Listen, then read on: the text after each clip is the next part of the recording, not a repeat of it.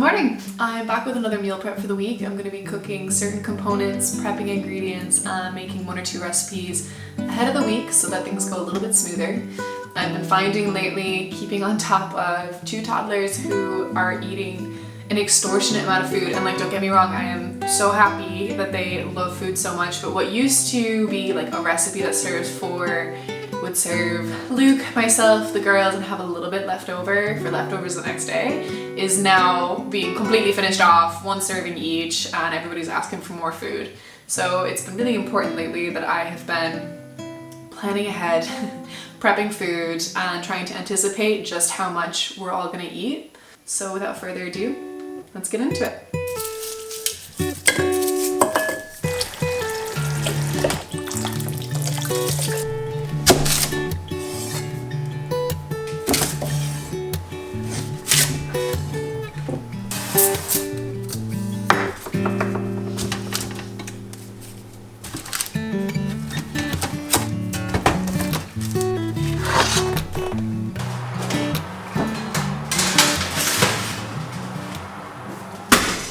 So there are a few things in the fridge that need using up. I realized this week that we finished up a jar of sun-dried tomatoes. You can actually use the oil to make a plant-based, I suppose it could be non-vegan as well, but I'm going to use it to make a vegan mayonnaise. I'm loosely using a recipe for mayonnaise from the vegan homemade pantry cookbook, which is amazing.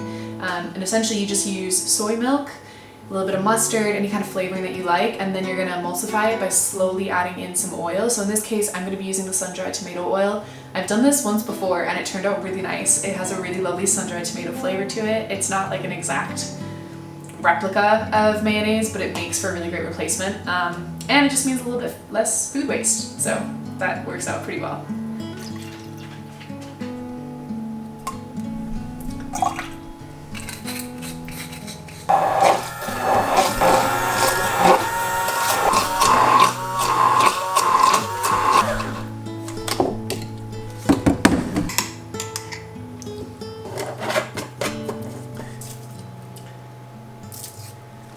Honestly, peeling garlic is one of my least favorite jobs, so I really enjoy getting this all out of the way at once.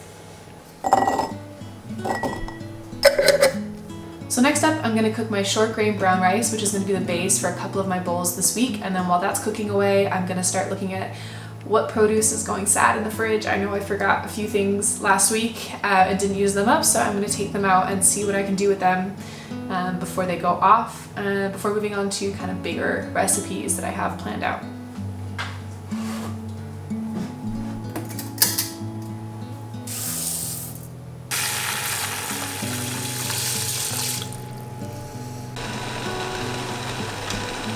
So first up in the line of vegetables that I forgot about in my fridge that I need to use up now are the Jerusalem artichokes that I ordered from Green Earth Organics a couple weeks ago.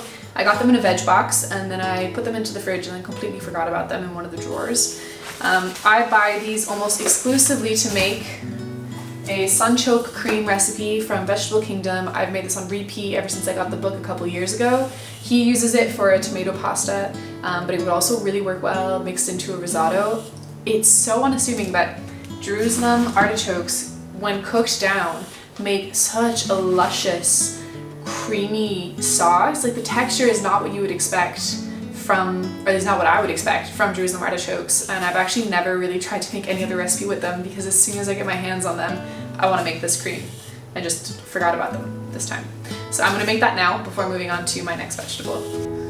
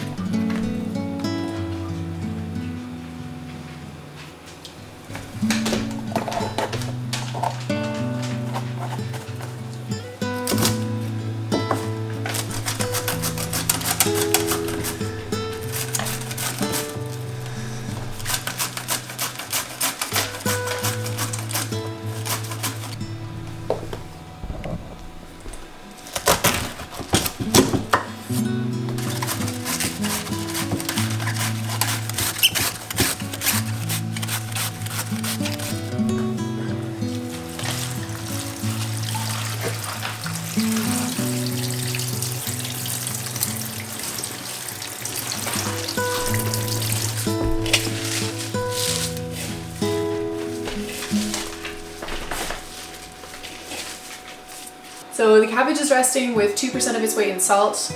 The cabbage is going to absorb the salt and release some of the moisture. While it's doing that, over the next 20 minutes, I'm going to tackle all the dishes that I've built up. And once that's done, I'm going to start looking at making the scrambled tofu and the stewed black beans for our breakfast burritos that are going to go in the freezer. And then I'll start looking at making our soya minced ragu for the babies. And then hopefully after that I will be almost done. I think all I have left then is some pickled onions and maybe a sauce or two.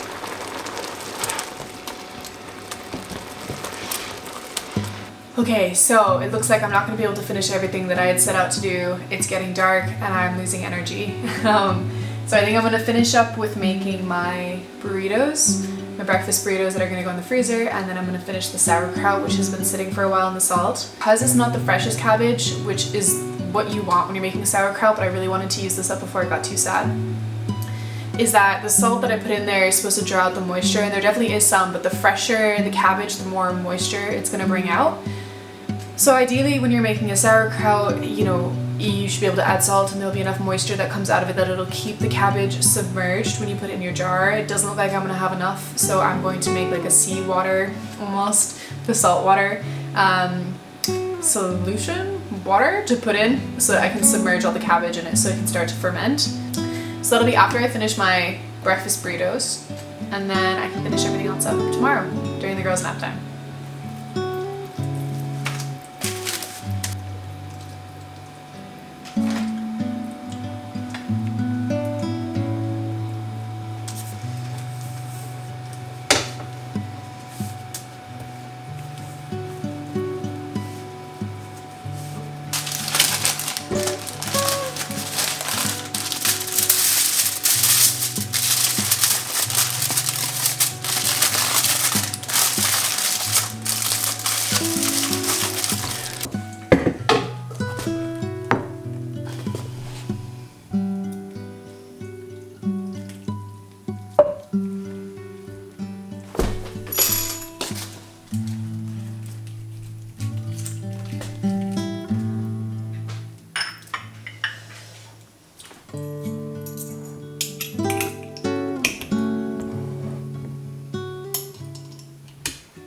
So it's day 2 of my meal prep. I didn't finish everything that I wanted to do yesterday, so I'm going to try and finish up today while the girls are sleeping. I just put them down for their nap, which means I should have between an hour and 2 hours to get this done. I did do a majority of what I wanted to do yesterday, so today I'm gonna finish up with some broccoli pesto for the babies, with sunflower seeds, a soya mince ragu for them for the week, and then pickled onions and some pickled radish. And I forgot to show you guys yesterday actually. I had prepped, so I did my meal prep mostly yesterday, but the day before that I had actually put my kimchi that I made a couple days ago into the fridge, just with Brussels sprouts and Napa cabbage. I loosely used the recipe from Happy Pear 20, but I just changed the vegetables that I used. And then this is a beetroot and tahini dressing from the cookbook Big Veg Energy. It is so good. I've been putting it on everything. The other day I even put it on frozen pizza. It's spicy and sweet. I've made it a little bit extra spicy because I like a kick. And super creamy and really rich. I have been really loving it. And I also really like the cookbook, so if you are looking for a new cookbook, I would definitely recommend that one.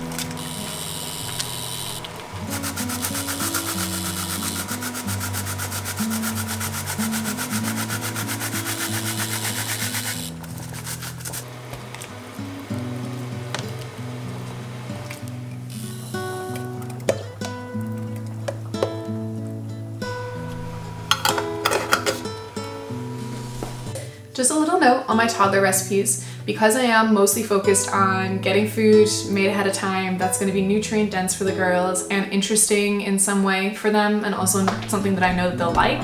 I'm not super focused on having like a perfected recipe, so if you are trying to make some of my toddler recipes, keep in mind that they're really flexible, and I try and keep them flexible so that I can change them up based on what I have in my fridge, what they're really liking at the moment, or if there's a new flavor that I want to introduce to them. So for example, my ragu, I made in the last video a lentil ragu. This time I'm doing it with soya mince. Sometimes I add in beans, less of a ragu I suppose, but I try and use this base sauce recipe that I have and include different elements depending on the week, depending on what we have, depending on what they need more of. Same with the broccoli pasta sauce. I mean, it's broccoli, so it's a little bit bitty, but I know that they really like the texture, and so I could substitute that with other vegetables, or I could add in different things. For example, when I'm serving this to them, I'm gonna add in a little bit of milk, a little bit of extra nutritional yeast because they love to see it on the top of the pasta, as well as, you know, adding in some frozen peas. You could even add frozen peas into the sauce itself. You just need to throw them in with the broccoli about a minute or even like 30 seconds before the broccoli is done boiling around, and then you could just blanch that with the broccoli and then add that to the sauce. That'd be really great. And then when you're serving the pasta, you can grate some courgette in, whatever your child may like at the time. So yeah, that's just a little note that they're not going to be the most precise in my recipes, but I do that on purpose because I want to feel really flexible. I do a lot of like, you know, tasting at the end to see what it needs more of, rather than trying to follow a very strict recipe. So I hope that works for you guys too.